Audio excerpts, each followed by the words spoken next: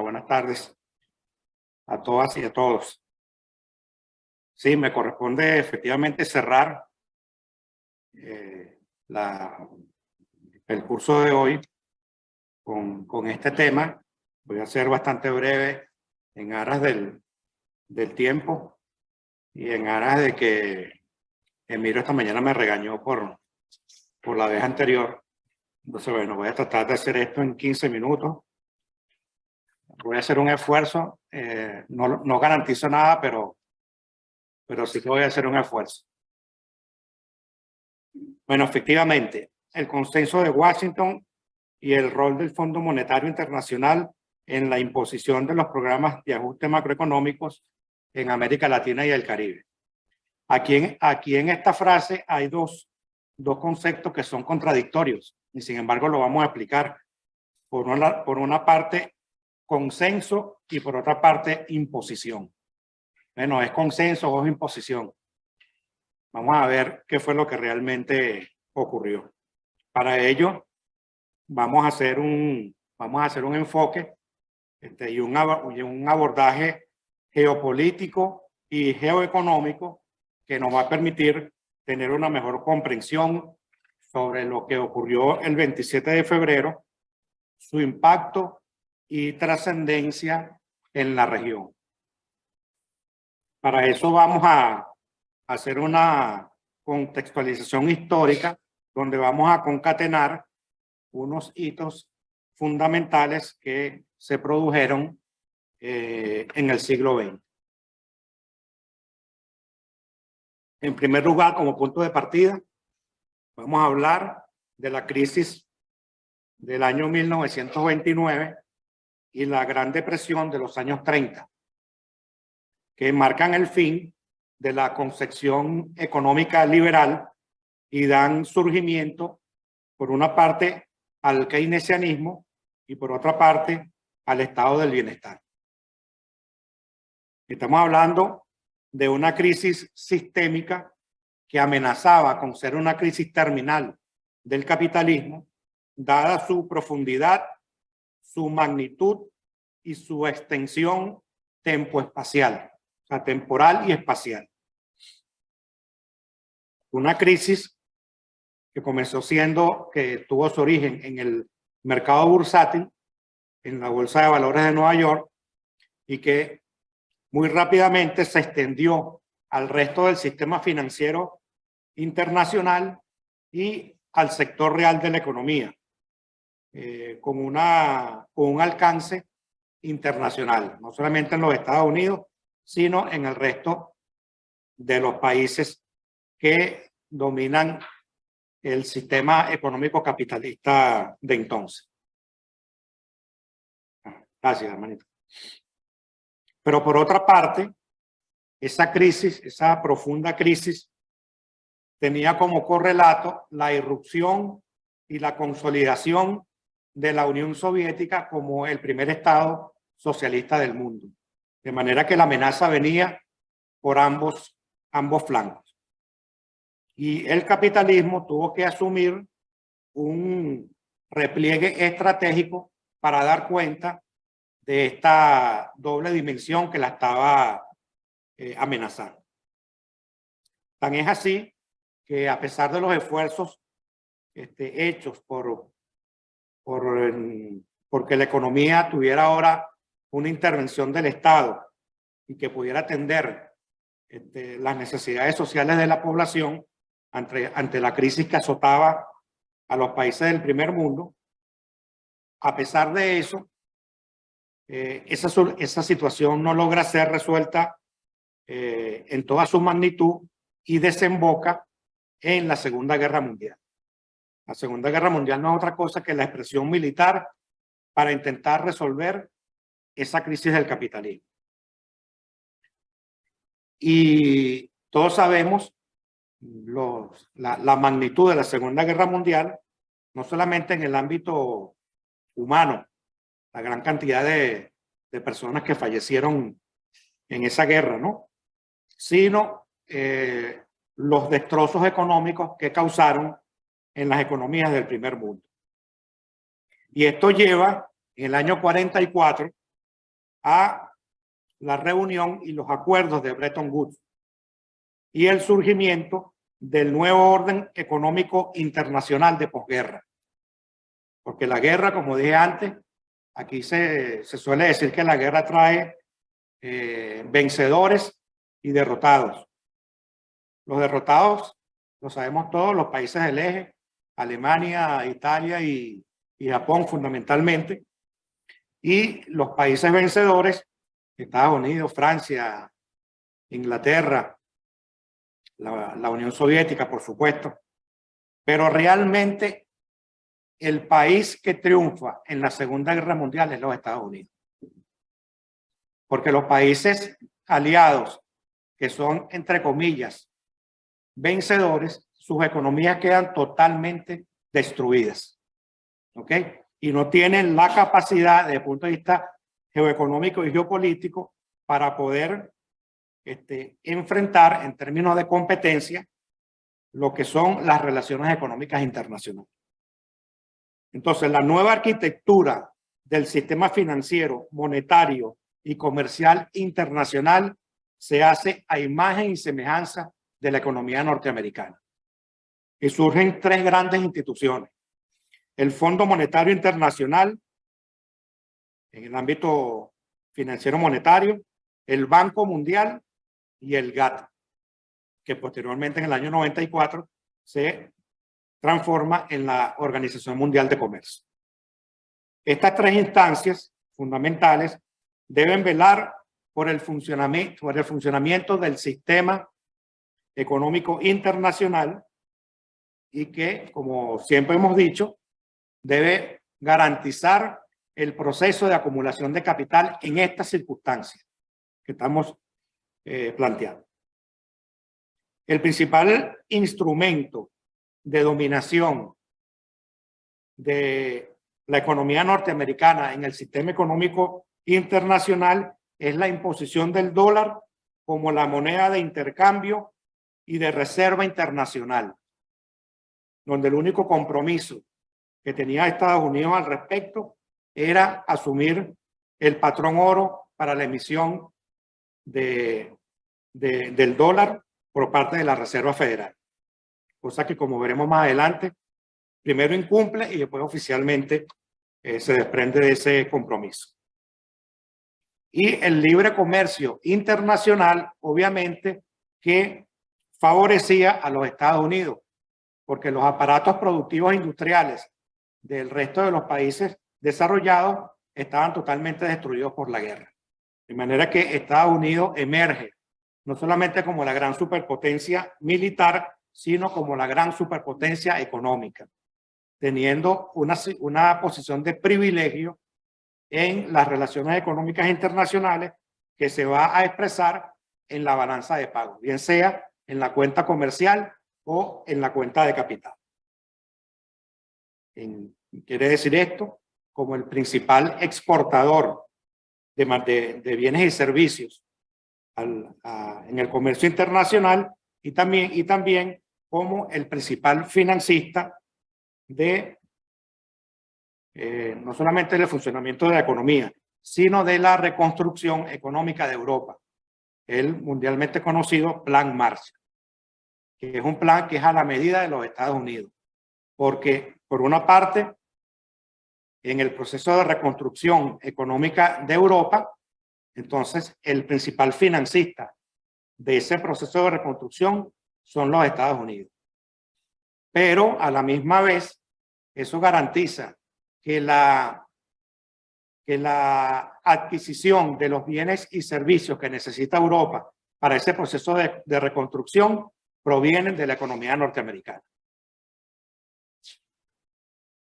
Ahora, ese proceso que arranca con el fin de la Segunda Guerra Mundial, al cabo de unas 2 décadas, comienza a tener un proceso de agotamiento de ese modelo keynesiano, que es el que da origen al surgimiento del neoliberalismo a finales de la década de los 60, pero por sobre todo en la década de los 70. ¿Cuáles son los elementos fundamentales allí? En primer lugar, el incumplimiento fáctico del patrón oro por parte de los Estados Unidos. Y esto surge fundamentalmente por la guerra de Vietnam, que obliga a los Estados Unidos a financiar una guerra que es muy costosa porque se sostiene en el tiempo durante varios años, y la emisión monetaria, la emisión de dólares por parte de la Reserva Federal fue la principal herramienta financiera para poder atender los costos de la guerra. Y obviamente esa emisión monetaria no tenía respaldo, en este caso, de el metálico fundamental, que era el oro, que supuestamente estaba en las reservas, en las bóvedas de la Reserva Federal, que es el Banco Central norteamericano. Y a la misma vez, una vez que Europa comienza a reconstruirse, a recomponerse económicamente, empieza a surgir un fenómeno que no había existido hasta entonces, que es que los Estados Unidos comienzan a presentar déficits comerciales en su balanza de pago. Y esto atenta contra esa hegemonía norteamericana en el concierto internacional. El otro elemento que es muy importante resaltar es la crisis petrolera que se origina a comienzos de la década de los 70, que es como consecuencia de la guerra de Yom Kippur entre Israel y Siria y Egipto, y donde los países del mundo árabe apoyan, por supuesto, pues juegan cuadro cerrado con Egipto y con Siria, y Israel es apoyado por los principales países desarrollados, Estados Unidos y Europa. Esta situación hace que el mundo árabe haga un embargo petrolero a los países del primer mundo, y eso genera una consecuencia inmediata, que es el vertiginoso crecimiento de los precios del petróleo, ¿ok? La inflación en los Estados Unidos, ¿ok? Y un fenómeno que hasta entonces no se conocía en la historia económica del capitalismo, que es el fenómeno de la estanflación, que es donde simultáneamente se presenta recesión económica con inflación. Esta situación hace que los Estados Unidos ya formalmente le anuncien al mundo que abandonan el patrón oro, que era su compromiso en Bretton Woods, y ahora estamos hablando de un dólar fiduciario, no un dólar respaldado en oro, sino un dólar respaldado en la confianza en la economía norteamericana. Y por otra parte, Estados Unidos, en alianza con Arabia Saudita, le imponen al mercado petrolero internacional que todas las transacciones que se hagan en ese mercado tienen que hacerse en dólares. Estos son los famosos petrodólares. ¿Okay? Por otra parte, surge a finales de los 70 dos gobiernos, los dos principales gobiernos neoliberales existentes hasta entonces. Por una parte, el gobierno de Ronald Reagan en los Estados Unidos y el gobierno de Margaret Thatcher en Gran Bretaña. Sin embargo, es importante mencionar, alguien lo dijo anteriormente, yo incluso lo asomó Avendaño hace poco, que el principal ensayo de un gobierno neoliberal en el mundo se da en Chile. En el año 73 se derroca a Salvador Allende, se derroca un gobierno socialista, pero a la misma vez se impone un gobierno neoliberal con la dictadura de Augusto Pinochet, donde el principal asesor económico del gobierno de Pinochet fue el mismísimo Milton Friedman, con sus discípulos del llamado, los llamados Chicago Boys. Sin embargo, es con Thatcher y Reagan donde se avanza con fuerza en la irrupción del modelo económico neoliberal en el mundo. Y eso tiene un correlato en América Latina que tiene que ver con el endeudamiento externo, que también se acaba de mencionar. Porque los petrodólares que se generaron por la crisis petrolera y el aumento vertiginoso de los precios de petróleo, por supuesto, generaron una gran masa de recursos financieros en los países petroleros, sobre todo los países árabes, y esos recursos fueron colocados en los centros financieros internacionales. Y esos centros financieros internacionales, con esos recursos que habían captado, debían, obviamente, como todo sector financiero, debían colocarlos en los mercados, pero no podían colocarlos en los mercados del primer mundo porque eran países que estaban en una profunda recesión económica, de manera que no podían ser colocados en esos mercados.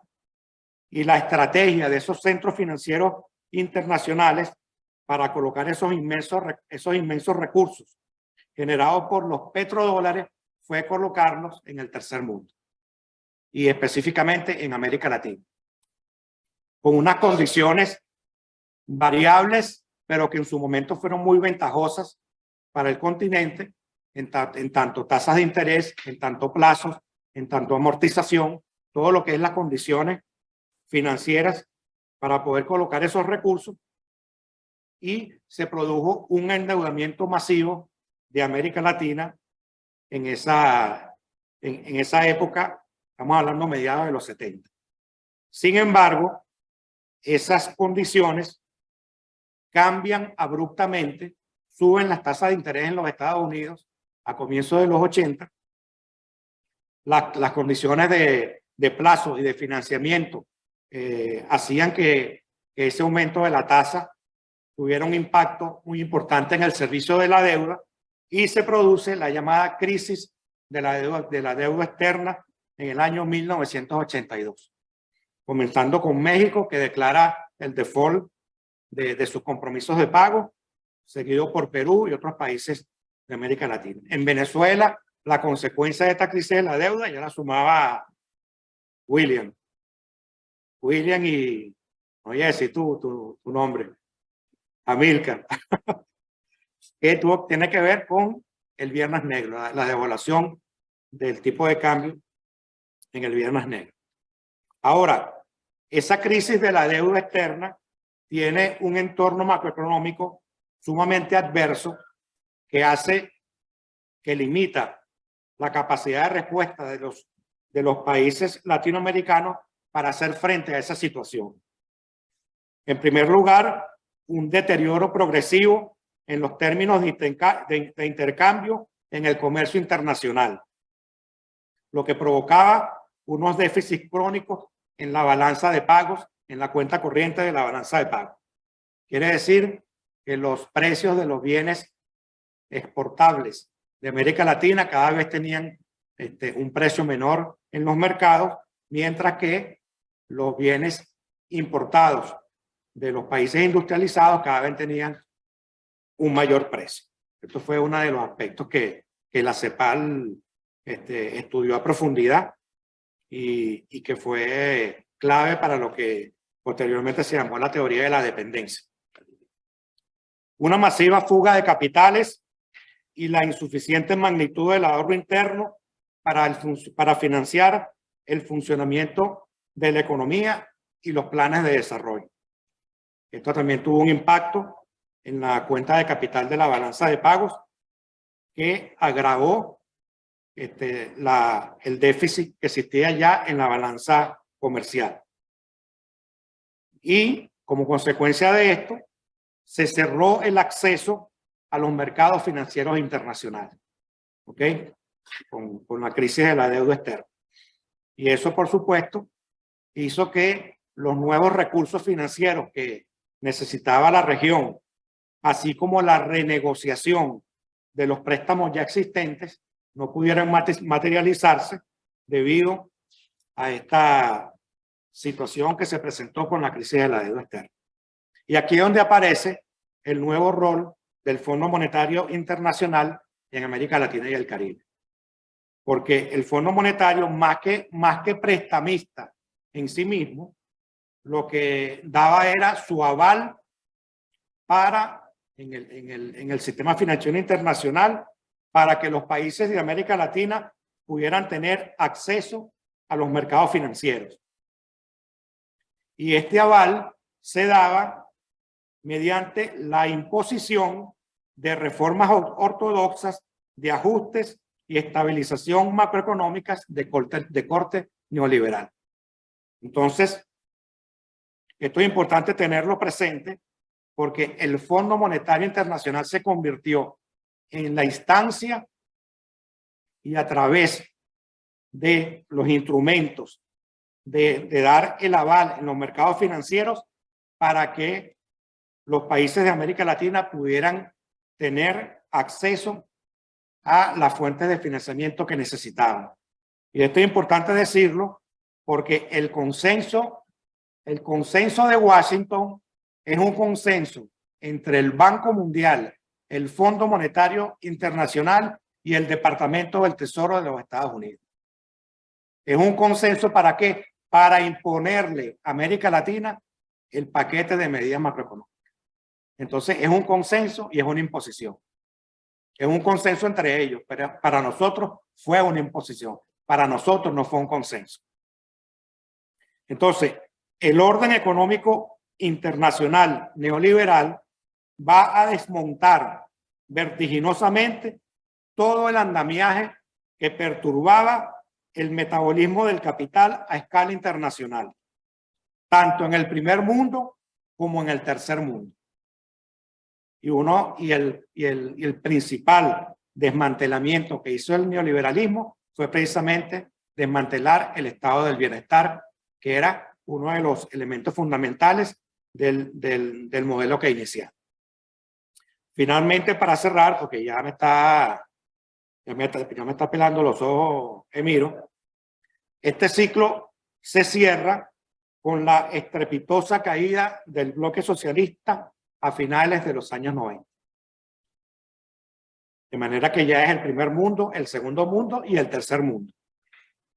Y todos estos países se incorporan al sistema capitalista que ahora sí va a operar a escala mundial. ¿Ok? Y es lo que se inaugura como la globalización neoliberal unipolar, que es el sistema que la tristemente célebre frase de Francis Fukuyama, que lo que él llamó el fin de la historia, que fue el reinado del capitalismo a escala mundial sin ningún tipo de resistencia y por los siglos de los siglos. Amén. Pero no contaban con el pueblo de Venezuela, que en el mismísimo año de 1989 le dijo al Fondo Monetario Internacional que no estaba de acuerdo con ese paquete de medidas y que lo iba a enfrentar como pueblo. De manera que veamos la trascendencia, veamos la importancia y veamos el impacto que tuvo el pueblo venezolano con esa rebelión popular, no solamente para Venezuela, sino para América Latina y para el mundo. Yo creo que con esto podemos contextualizar.